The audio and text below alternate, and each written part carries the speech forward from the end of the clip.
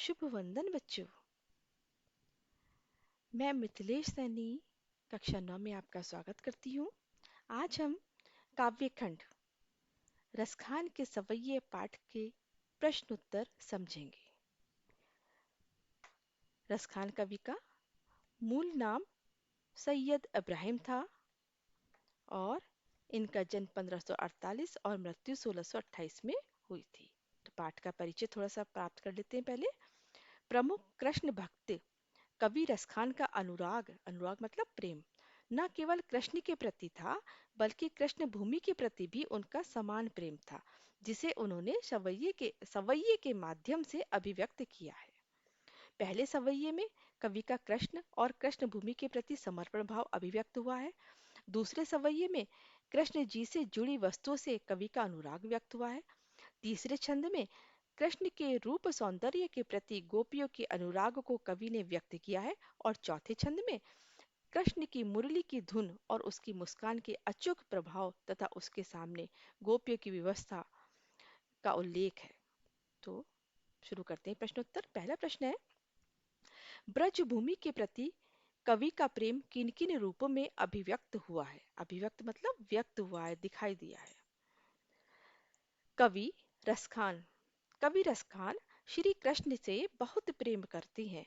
वे प्रत्येक परिस्थिति में ब्रजभूमि और गोकुल के आसपास ही रहना चाहते हैं। उनका ब्रजभूमि के प्रति प्रेम निम्नलिखित रूपों में प्रकट हुआ है। कौन कौन से रूप हैं वो? नंबर 1, मनुष्य बनने पर वे गोकुल गांव के ग्वालों के बीच ही बसना चाहते हैं। नंबर 2, पशु बनकर वे नंद की गाय बनना चाहते हैं। नंबर 3, पत्थर बनकर वे गोवर्धन पर्वत का एक अंग बनना चाहते हैं। गोवर्धन पर्वत का पत्थर बनना चाहते हैं।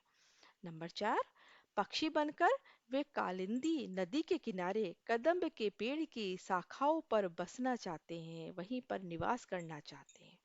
समझ आ गया आपको पहला प्रश्न? दूसरा, कवि का ब्रज के वन, बाग और तालाबों को निहारने के पीछे क्या कारण है? निहारना मतलब घूर कर देखना, मन भर कर देखना।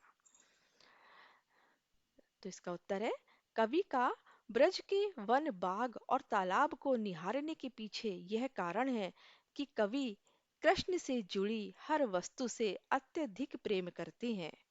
ब्रज के वन, बाग और तालाब में कृष्ण ने अनेक प्रकार की क्रीड़ाएं की थी। उन्हें कवि निरंतर निहारना चाहता है, क्योंकि उन्हें देखकर कवि को अनुपम सुख की अनुभूति होती है। अर्थात वो क्यों इसे निहारना चाहते हैं? वहां पर श्री कृष्ण भगवान तो है नहीं अब, लेकिन फिर भी वो उन्हें निहारना चाहते हैं, उनको देखना चाहते हैं। क्यों? क्योंकि कभी न कभी तो श्री कृष्ण ने वहां पर रह करके बाल क्रीड़ाएं की थी, अनेक तरह की लीलाएं रची थी। तो कवि जो है वो उन्हें देख करके वो सारे समय को याद करना चाहता है कि भगवान ने यहाँ पर कैसी लीलाएं की होंगी। वो उस समय में खो जाना चाहता है, इसलिए वो जहां जहां भी कृष्ण भगवान रहे थे उन सब चीजों को निहारना चाहता है। अगला प्रश्न है, एक लकुटी और कामरिया पर कवि सब कुछ न्यौछावर करने को क्यों तैयार है? देखिए, कवि के लिए श्री कृष्ण की हर एक चीज महत्वपूर्ण और प्रिय है। कृष्ण गायों को चराते समय एक लकुटी और कामरिया हमेशा अपने साथ रखते थे। इसलिए ये वस्तुएं कवि के लिए कोई साधारण वस्तुएं नहीं हैं। वह श्री कृष्ण से अत्यधिक प्रेम करते हैं। यही कारण है कि कृष्ण की लाठी और कंबल के लिए कवि अपना सब कुछ न्यौछावर करने को तैयार है। उसके लिए इन वस्तुओं के सामने तीनों लोगों के शासन का सुख भी गौण है। क्यों? देखिए, क्यों उनको वो श्री कृष्ण की लाठी और कामरिया मतलब कंबल इतना प्रिय क्यों था? वो इसलिए प्रिय था क्योंकि उस लाठी को और उस कंबल को श्री कृष्ण हमेशा अपने साथ रखते थे।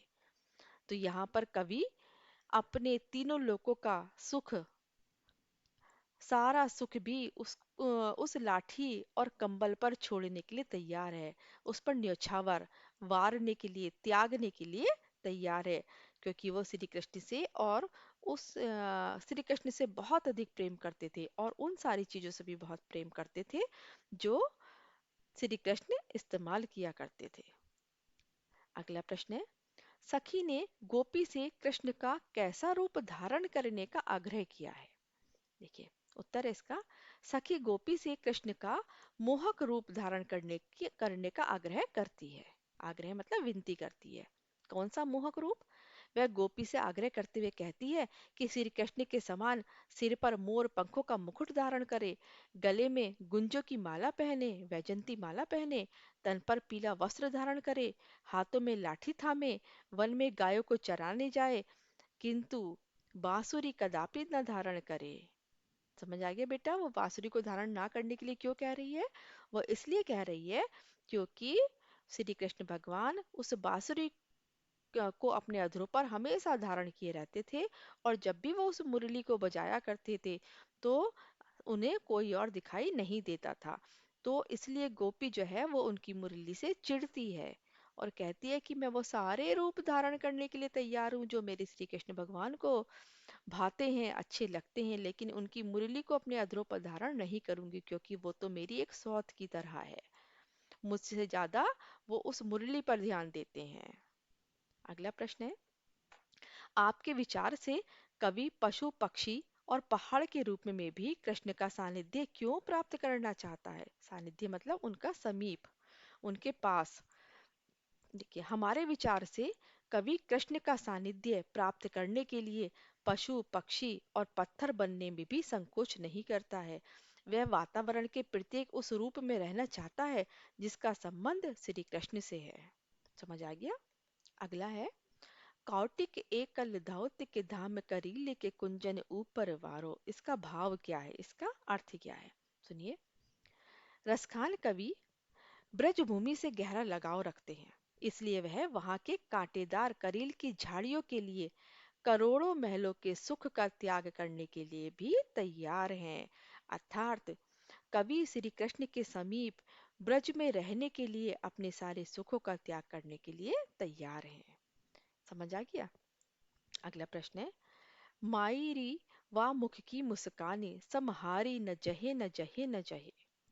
उत्तर है इसका, इसका भी भाव पूछा गया है। इसका भाव ये है, इसका अर्थ ये है, श्री कृष्ण के मुख पर मोहक मुस्कान को देखकर गोपियां सब कुछ भूल जाती हैं। उनकी मनमोहक मुस्कान इतनी अच्छी होती है कि गोपियां सब कुछ भूल जाती हैं। लोक लाज का भी भय उनके मन में नहीं रहता और सब कुछ भूलकर वह श्री कृष्ण की तरफ खिंची चली जाती हैं। आगे समझ में? अगला है, काव्य सौंदर्य स्पष्ट कीजिए। देखिए, काव्य सौंदर्य क्या होता है? उस पंक्ति का भाव और शिल्प सौंदर्य। या मुरली मुरलीधर की अधरन अधरान धरी धर अधरान धरूंगी। देखिए, इसका भाव क्या है, पहले इसका अर्थ समझ लेते हैं। गोपी अपनी सखी के कहने पर कृष्ण का रूप तो धारण कर लेगी, लेकिन कान्हा की मुरली को अपने अधरों पर नहीं रखेगी, क्योंकि वह यह मुरली उसे सौत की तरह लगती है। अतः वह सौत रूपी मुरली को अपने होठ पर धारण नहीं करना चाहती। इसका शिल्प सौंदर्य क्या है, काव्यगत सौंदर्य क्या है इसका? काव्य में ब्रज भाषा तथा सवैये का सुंदर प्रयोग हुआ है। नंबर 2, यमक अलंकार का प्रयोग हुआ है, बहुत ही सटीक प्रयोग है यमक अलंकार का। लय और मैं वर्ण की आवृत्ति होने से यहाँ अनुप्रास अलंकार है। ठीक है, तो ये समझ में आ गए होंगे आपके सारे प्रश्न उत्तर। अगर आपको मेरा ये वीडियो अच्छा लगे तो शेयर करिए, कमेंट करिए, सब्सक्राइब कीजिए। सेफ रहिए, सुरक्षित रहिए, खुश रहिए। धन्यवाद।